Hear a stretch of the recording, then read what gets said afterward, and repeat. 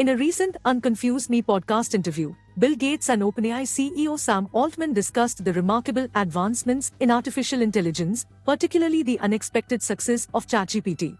Gates expressed initial skepticism about ChatGPT's capabilities but was privileged to see its work evolve. The conversation delved into the intricacies of AI representation, with Gates highlighting the challenge of understanding the encoding behind its impressive language generation. Altman expressed confidence in gaining a deeper understanding of neural networks, drawing parallels with the complexity of the human brain. Key milestones expected in the next 2 years include multimodality, incorporating speech input and output, images and video, and enhancing reasoning ability, reliability, customization, and personalization in upcoming AI models. Gates raised the question of adapting control logic for complex problem solving, suggesting the need for more sophisticated transformations and adaptive compute. Do tell us what you think about this video in comments section, and for more AI news updates subscribe to Aaj Tak AI.